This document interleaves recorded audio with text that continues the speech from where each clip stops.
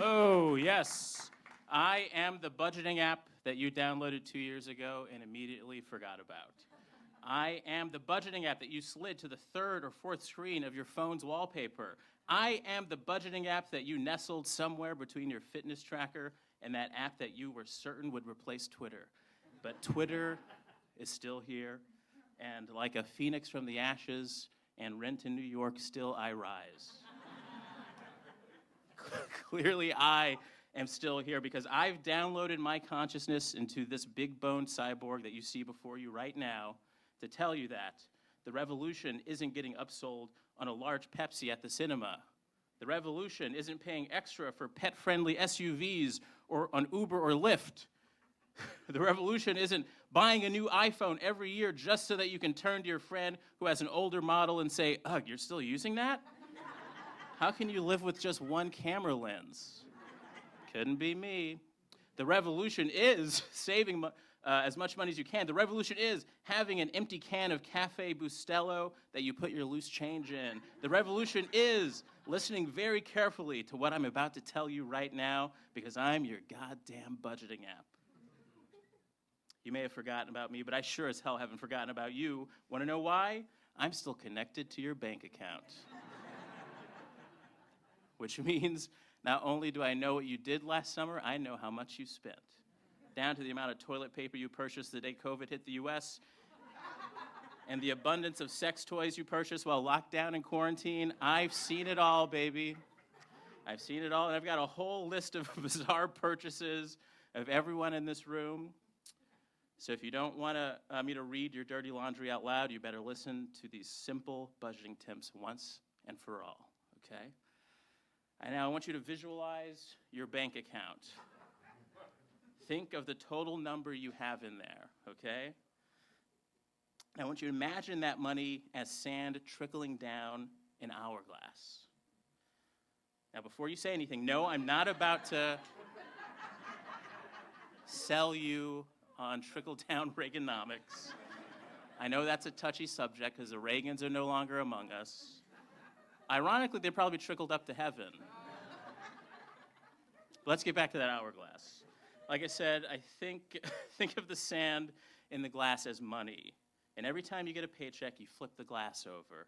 Okay, but no matter which way you flip it, you've still got money falling. It's a damn shame, isn't it? Your money's always falling down. Well, I'm here to tell you that instead of flipping it, you can just lay it on the side. And boom, see, now your money is static. It's safe, like a white man in an altercation with the police. It's not getting dragged anywhere. And the hourglass kind of looks cool now on its side, doesn't it? Almost sexy, you know? Like something a bra should maintain, or something Joe Biden would wear to block the sun. Now let's zoom in. You see, there are two sides to Joe Biden's aviator hourglasses, right? You've got your checking, you've got your savings. And these two things are like a cosmic yin and yang of money saving. In fact, it's the power of this cross-dimensional checking and savings balance that allowed me to inhabit this body and bring you these 3 tips for saving money, okay? Tip number 1. This is a complicated one, but I think you all get the hang of it, okay? It's one phrase. Personally, as a black man, I use it all the time to save money. It's just a simple phrase. You don't have to be black to say it either. It's just sort of a social coupon, if you will. As a matter of fact, on the count of 3, I'd like us all to say it together, all right? Personally as a black man. 1, 2, 3. Doesn't that feel great? You have no idea your whole life you're waiting to say that, and it works. I was in a line today, and somebody asked me a question I didn't like, and so I said, well, personally, as a black man, I'll have a caramel macchiato. And it was great. Very speedy service. I got it for free. Time for tip number 2. Tip number 2 is never tip, okay? I'm not trying to tell you to never have fun. I'm just saying be smart about what you're paying for. Do you really need to tip? Why not try something else? Why not try bartering, okay? Think about it. Instead of tipping that Starbucks employee, offer your Netflix password. Instead of giving the food delivery person who rode a bike through the snow to bring you one slice of pizza from the Sparrow in Manhattan, offer them some of the old pills you don't need. That'll help them forget it's cold outside. And instead of tipping your bartender, try offering them, I don't know, various meats. You know how bartering works.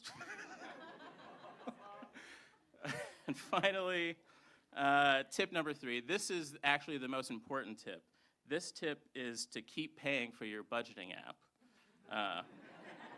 Because you've been paying $9.99 every month for me this entire time, for 2 years. And it's the it's the best decision you ever made. But get this, if you upgrade to Budgeting App Plus, you can get exclusive access to my chat feature, which allows you to have live communication with a live human who reads live from a script in a cubicle somewhere outside of the US for the low, low price of $50.99 a month. Lastly, this is a debate, and so I just want to remind everyone that this is Black History Month.